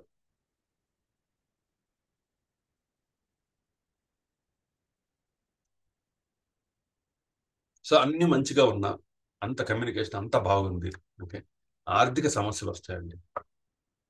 చిన్న భిన్నం చేస్తాయి ఒక రిలేషన్షిప్ ని, ఆ కుటుంబాన్ని చిన్న భిన్నం చేస్తాయి. హఠాత్తుగా మీకు ఉద్యోగం పోయింది. ఓకే, మీరు ఎంతో ట్రై చేశారు, 3 నెలలు ఉద్యోగం రాలేదు, 6 నెలలు ఉద్యోగం రాలేదు, సంవత్సరం అయింది ఉద్యోగం రాలేదు. సో యు ఆర్ ద ఆ నీడ్స్ ని ఫుల్ఫిల్ చేసే వ్యక్తి మీరు, కానీ మీరే సడన్ గా స్టాప్ అయ్యారు. ఇప్పుడు ఇబ్బందులు వస్తాయి. సో కొద్ది రోజులు భరిస్తారు, తర్వాత మీ పిల్లలు మీకు ఎదురు తిరుగుతారు. నీ మాట నేను అసలు ఎందుకు వినాలి, నువ్వేమైనా తెస్తున్నావా, సంపాదిస్తున్నావా అని చెప్పి ఎదురు తిరుగుతారు. సో భార్య కూడా ఎదురు తిరగచ్చు, పిల్లలే కాదు. ఇక్కడ ఏంటంటే ఎప్పుడు కూడా ఆ నీడ్స్ అనేవి వస్తూ ఉంటాయి. దానికోసం ఏంటంటే మీరు ముందరే ప్రిపేర్డ్ గా ఉండాలి. ఏ రోజుకి ఆ రోజు బండి లాగేయడం కాదు, ఇంకా ఫ్యూచర్ కూడా ఆలోచిస్తూ ఉండాలి. ఆలోచించి దానికోసం మీరు ఏదో ఒకటి కొనిపెడుతూ ఉండాలి. ఓకే. సో ఒక ప్లాట్ కొనుక్కోవడము, లేకపోతే ఒక ఇల్లు కట్టుకోవడము. ఓకే. ఏమున్నా లేకపోయినా మీ పేరు మీద ఏదైనా ఉందనుకోండి, మీకు వాల్యూ ఉంటుంది. మీ పేరు మీద ఏం లేదు, తెచ్చిన డబ్బంతా కూడా పిల్లలకి పెడుతున్నారు, కుటుంబానికి పెడుతున్నారు, అంతా ఖర్చు చేస్తూ ఉన్నారు. మీ పేరు మీద ఏం లేదనుకోండి, సడన్ గా ఉద్యోగం పోతే మీకు విలువ ఉండదు. అందుకని సో కొద్ది స్వార్థంగా ఆలోచించండి. మీ పేరు మీద ఏదో ఒకటి పెట్టుకోండి. అందుకనే గవర్నమెంట్ ఉద్యోగులకైతే వాళ్ళు పీపీఎఫ్ అని, ఈపీఎఫ్ అని, పిఎఫ్ అని పెడతారు, గ్రాట్యుటీ ఇవన్నీ కూడా పెడతారు. ఓకే, ఎప్పుడైనా అవసరం అయితే వాటిని తీసుకునేదానికి. అలా కూడా మీరు ఒక ఎమర్జెన్సీ ఫండ్ లేకపోతే ఒక ఆస్తో లేకపోతే ఏదో ఒకటి మీ పేరు మీద ఉండాలి. అదే మీకు విలువ ఇస్తుంది. అది లేకపోతే మటాష్. ఎందుకంటే నేను చెప్తున్నాను కదా, రిలేషన్షిప్స్ అన్ని కూడా ప్రముఖమైనవి ఆర్థిక పరమైనవే. ఒక రిలేషన్షిప్ నిలబడడానికి 90% ఆర్థిక పరమైన మీకు స్వేచ్ఛ ఉండాలి. ఆర్థిక పరమైన స్వేచ్ఛ ఉంటేనే మీకు గౌరవం అనేది దొరుకుతుంది. అది లేకపోతే మీకు గౌరవం దొరకదు. వచ్చినట్టు ఖర్చు పెట్టివ్వకండి మీ తమ్ముడికనో లేకపోతే మీ పిల్లలకనో లేకపోతే ఇంకోళ్ళకనో తల్లిదండ్రులకనో మొత్తం వచ్చినట్టు ఖర్చు పెట్టుకోకండి. మీ పేరు మీద కూడా ఏదో ఒకటి ఉంచుకోండి. ఎప్పుడు కూడా ఒకటి గుర్తు పెట్టుకోండి, నమ్మకం అనేది ఒక గాజు లాంటిది. ఓకే, అది పగిలిపోతే మళ్ళీ మరమ్మతు చేయడం కుదరదు. ఓకే, ఒక రిలేషన్షిప్ లో ద్రోహం చేయడం, మోసం చేయడం, ఓకే, అభద్రతా భావాలకి లోన్ చేయడము, ఇలాంటివన్నీ ఒకసారి కలిగినాయి అంటే మళ్ళీ దాన్ని రిపేర్ చేయలేరు మీరు. అనుమానం వస్తూనే ఉంటుంది వాళ్ళకి. సొసైటీ కోసం సర్దుకుంటారేమో తప్పితే ఆ అభద్రతా భావం లోపల ఉంటూనే ఉంటుంది. అట్లాంటివి రానికుండా చూసుకోండి.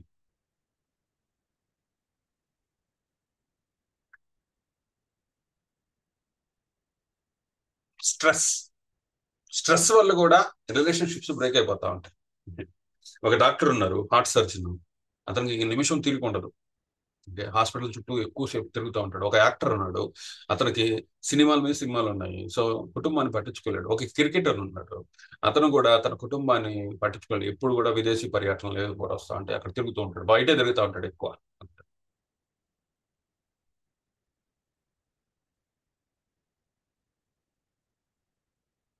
సో ఆ స్ట్రెస్ తో వాళ్ళు అంత పని భారంతో ఎప్పుడో వస్తారు. సో ఇంట్లో సరిగ్గా ప్రవర్తించలేకపోవచ్చు. అప్పుడు మనం అర్థం చేసుకోవాలి. So if they are in stress, వాళ్ళు స్ట్రెస్ లో ఉన్నారని మనం అర్థం చేసుకోవాలి. వాళ్ళు కొద్దిగా ఆ స్వేచ్ఛ ఇవ్వాలి. అంటే ఆ మెషిన్ అంతరాయం లేకుండా పనిచేస్తున్నప్పుడు వేడెక్కుతుంది. వేడెక్కినప్పుడు మనమే జాగ్రత్తలు తీసుకోవాలి. సో వాళ్ళకి అర్థమయ్యేటట్టు చెప్పాలి, ఇదంతా ఎవరి కోసం చేస్తున్నావు అని అడగాలి. ఒకే క్వశ్చన్, ఇదంతా నువ్వు ఎవరి కోసం చేస్తున్నావు? నా పిల్లల కోసం చేస్తున్నావు, నా కుటుంబం కోసం చేస్తున్నావు అంటే నీ కుటుంబంకి పిల్లలకి ఇది చాలు. నువ్వు 24 గంటలు బయట పని చేస్తూ, ఓకే, నీ పిల్లోడికి నాన్నెవరో తెలియదు, నీ కూతురుకి నాన్నెవరో తెలియదు, అలా మర్చిపోయే లెవెల్లో నువ్వు పని చేయాల్సిన అవసరం లేదు. కనీసం ఒక 2 అవర్స్ అయినా కూడా నీ ఫ్యామిలీతో స్పెండ్ చేసే టైం పెట్టుకో అని చెప్పాలి వాళ్ళకి. కొంతమంది సీరియస్ ఉంటారు, వాళ్ళు నిజాయితీగానే ఉంటారు, కానీ ఎక్కువ వర్క్ చేసి కుటుంబాన్ని ఇంకా సంతోషపెట్టాలి అనుకుంటారు. అసలు కుటుంబమే లేనప్పుడు ఎవరిని సంతోష పెడతారు? సో మీరు పని చేయాలి. ఒక కనీసం 2 అవర్స్ అయినా మీ పిల్లలకు కేటాయించాలి, మీ భార్యకు ఒక గంట అయినా కేటాయించాలి. ఈరోజు ఏం జరిగింది అని రాత్రి పడుకునేటప్పుడైనా అడగాలి. లేకపోతే మీరు పని చేస్తూ ఉంటారు. సో నాన్న లేని లోటు వేరే వాళ్ళు తీరుస్తారు, భర్త లేని లోటు కూడా వేరే వాళ్ళు తీర్చేస్తారు. This is the problem. మీరు అంతా సంపాదించుకొని వస్తారు, వచ్చినాక మీ పిల్లోడే మీ మాట విండు, ఏ అంకుల్ మాట వింటూ అంటాడు. బికాజ్ మీరెవరో తెలియదు. ఇన్ని రోజులు మీరు ఎవరి కోసం కష్టపడుతున్నారో మీకే క్వశ్చన్ మార్క్ అయిపోతుంది అది.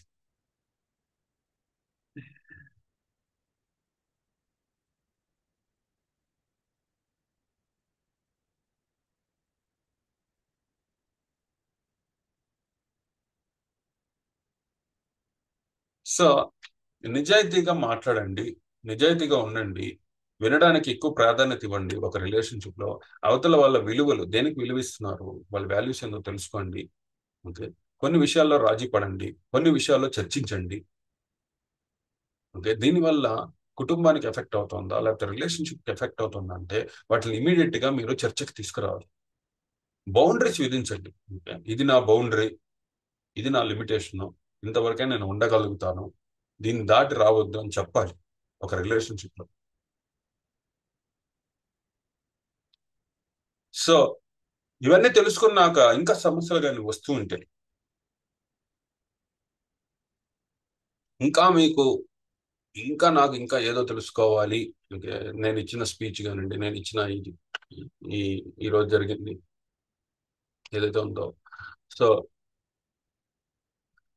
నాకు శక్తి మేర నేను ప్రయత్నించినాను. ఓకే, రకరకాల కాన్ఫ్లిక్ట్స్ ఏవైతే ఉన్నాయో అవన్నీ తెలుసుకొని నేను వాటిని అడ్రస్ చేయడానికి ట్రై చేశాను.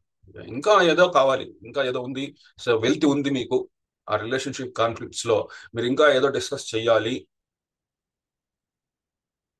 ఆ సొల్యూషన్ కావాలి అంటే, సో వీఆర్ రెడీ అండి చర్చించడానికి. సో దానికోసం మేము ఒక ప్లాట్ఫామ్ రెడీ చేసినాం, ఆద్య అని. సో ఈ ఆద్య, ఈ వాట్సాప్ గ్రూప్ లో మేము so working professionals, ladies, gents అందరినీ కూడా సో యాక్టివ్ లిజనింగ్ చేసే వాళ్ళని తీసుకొచ్చినాము. సో వాళ్ళందరితో కూడా మీరు చర్చించవచ్చు, వాళ్ళ గురించి తెలుసుకోవచ్చు, డైరెక్ట్గా వాళ్ళతో మాట్లాడవచ్చు. మీకు కావాల్సిన కౌన్సిలింగ్స్ ఇవన్నీ కూడా బయట ఇచ్చే వాళ్ళు కూడా ఉన్నారు. సో ఇలా అర్థం చెప్పి విస్తృతంగా మీకు ఎక్కడైతే మీకు మీ సమస్య ఏందో విని దాన్ని సాల్వ్ చేసే వాళ్ళు ఉన్నారు. సో ఈ గ్రూప్ లో చేరి మీరు క్వశ్చన్ పెడితే తప్పకుండా ఆన్సర్ వస్తుంది. ఓకే, సో ఈ గ్రూప్ లో చేరండి. సో ఈ గ్రూప్ లో చేరి మీ సమస్యకి సొల్యూషన్ దొరకకపోయినా కనీసం స్వంతన కోసం ఇక్కడ ఆ స్వంతన అనేది దొరుకుతుంది. Okay, some people will council you. Okay, so ఇది నేను చెప్పాలనుకుంది. సో మీకు నచ్చింది అనుకుంటున్నాను. ఈ ఈ వీడియో యూట్యూబ్ లో స్ట్రీమ్ అవుతుంది. సో లైక్ చేయండి, షేర్ చేయండి, కామెంట్ చేయండి, ఛానల్ సబ్స్క్రైబ్ చేసుకోండి. సో మళ్ళీ మళ్ళీ మళ్ళీ నెక్స్ట్ మంచి మంచి కాన్సెప్ట్స్ తో మళ్ళీ మేము ముందరకు వస్తాం. మేడం ఉన్నారమ్మా, శైలజ మేడం.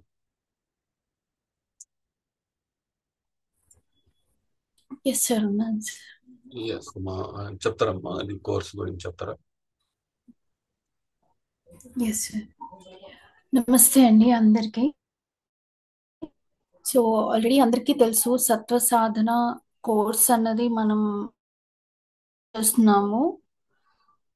మెయిన్ గా ఎందుకు బిల్డ్ చేస్తున్నాము సత్వ సాధన కోర్స్ అన్నది అంటే, ఏవైతే సమస్యలు ఉన్నాయో ఫ్యామిలీస్ లో, సొసైటీలో, ఈ సమస్యలన్నింటినీ దృష్టిలో ఉంచుకొని, సో ప్రతి ఒక్కరూ ఈ సత్వ కోర్స్ ద్వారా వాళ్ళ లైఫ్ లో వాళ్ళ సక్సెస్ ని పొందాలని, ఫ్యామిలీతో మంచి రిలేషన్షిప్స్ ఉండాలని, సొసైటీలో కూడా మంచి రిలేషన్షిప్స్ మెయింటైన్ చేస్తూ మంచి నేమ్ అండ్ ఫేమ్ పొందాలని మనం ఈ సత్వ సాధన కోర్స్ అన్నది బిల్డ్ చేస్తున్నాము.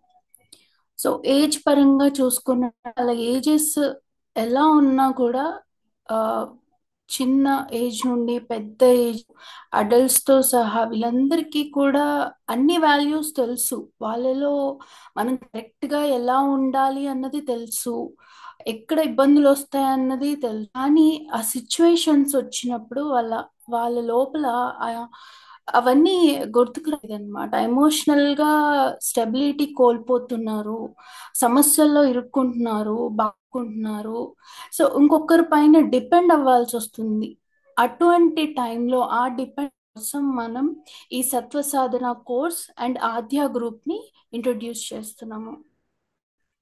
సో ఈ కోర్స్ లో మెయిన్ గా మనము రెస్పాన్సిబిలిటీస్ గురించి, త- తనకు తనకు ఎటువంటి రెస్పాన్సిబిలిటీస్ ఉంటాయి, ఫ్యామిలీలో భార్య భర్త లేదా పిల్లలకు మనం ఎలాంటి రెస్పాన్సిబిలిటీస్ అన్న మనం ఫుల్ఫిల్ చేయాలి, అండ్ సొసైటీలో పరంగా సార్ చెప్పినట్టు మనం ఒక జాబ్ చేస్తున్నప్పుడు ఆ ఎన్వైరన్మెంట్ లో మనం ఎలా బిహేవ్ చేయాలి అన్న మెయిన్ ఇటువంటి టాపిక్సే కాకుండా ఇంకా ఎన్నో టాపిక్స్ ఇంట్రొడ్యూస్ చేస్తున్నారు sir.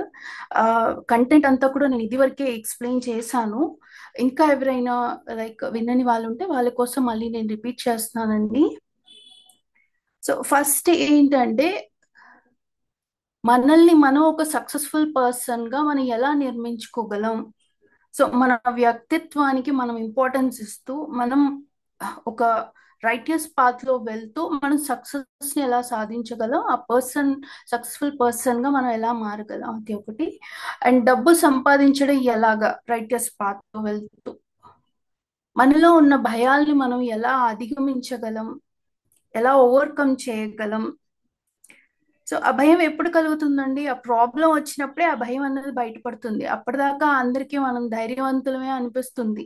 We can face anything అని అనిపిస్తుంది. కానీ ఆ సిచ్యుయేషన్ వచ్చినప్పుడు సడన్ గా మనకు భయం వేస్తుంది. అసలు ఏం చేయాలి అన్నది కూడా తోచదు. సో అటువంటి సమయంలో మనం ఎలా దాన్ని అధిగమించాలి, ఆందోళనను జయించడం. సో ఆపర్చునిటీస్ వచ్చినా కొంతమంది చాలా కన్ఫ్యూజన్ కి లోనవుతూ ఉంటారు, ఆందోళన ఏర్పడుతుంది. ఆ టైంలో వాళ్ళ ఆ ఆపర్చునిటీని మిస్ చేసుకుంటారు, దాన్ని యూటిలైజ్ చేసుకోలేరు. సో అదొక కంటెంట్. 10 మందిలో మనం భయపడకుండా ఎలా మాట్లాడాలి. సో ఎంతో మందికి ఇష్యూ అనేది ఉంటుందండి. సో దీన్ని జనరల్ గా చాలా యూట్యూబ్స్ వీడియోస్ ఉంటాయండి దీని గురించి. బట్ ఇట్స్ డిఫరెంట్ సత్వ సాధన ప్రాక్టీస్ అన్నది completely it's different kind of plan అన్నమాట. ప్రాక్టీస్ అనేది ఉంటుంది. సో తప్పకుండా ఆద్యలో జాయిన్ అయిన వాళ్ళందరికీ కూడా ఆల్రెడీ తెలుసు. ఇప్పుడు నెక్స్ట్ ఎవరైతే జాయిన్ అవుతారో వాళ్ళకు కూడా ఇంప్లిమెంటేషన్ లెవెల్స్ అనేవి బాగా అర్థమవుతాయండి. Next, how to influence others positively.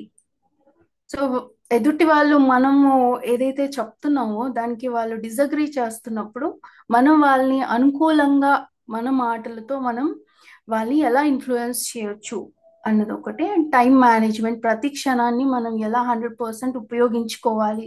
Time management తెలియక చాలా మంది ఇబ్బంది పడుతూ ఉంటారండి. సో వాళ్ళ టైం అన్నది లైఫ్లో అసలు ఏం చేస్తాము, వెనక్కి తిరిగి చూసుకుంటే నిన్న ఏం చేస్తాము అనే డౌట్ వస్తూ ఉంటుంది అనమాట. సో అట్లా కాకుండా ఇది ఒక ప్రాక్టీస్ తో మీకు సత్వ సాధన మీకు నేర్పిస్తుంది. నెక్స్ట్, మంత్రశక్తి ఆటో సజెషన్, అది సార్ చెప్తారు. అండ్ నెక్స్ట్, మెడిటేషన్, మేధస్సును మనం 1000 రెట్లు ఎలా పెంచుకోగలం మెడిటేషన్ ద్వారా అన్నది. అండ్ కష్టం వచ్చినప్పుడు మనల్ని మనం ఎలా మోటివేట్ చేసుకోగలం, అది ఒకటి. అండ్ ఒక కిచెన్ గార్డెన్ గురించి మనం ఎలా ఆరోగ్యం పరంగా మనం ఆహారాన్ని మన కిచెన్ గార్డెన్ లో మనం ఎలా మనం ప్లాన్ చేసుకోవచ్చు అన్న దాని గురించి ఇంకొక కంటెంట్ ఉందండి.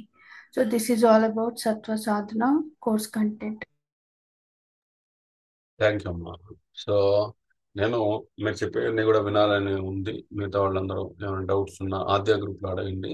ఈ 1 అవర్ అయిపోయింది కాబట్టి మళ్ళీ ఇంకో సెషన్స్లో మీ క్వశ్చన్స్కి వాటికి అన్నిటికీ అడ్రస్ చేస్తాను. సో టైం అయిపోవడం వల్ల సో మీటింగ్ క్లోజ్ చేస్తున్నాను. థ్యాంక్ యూ అండి అందరికీ.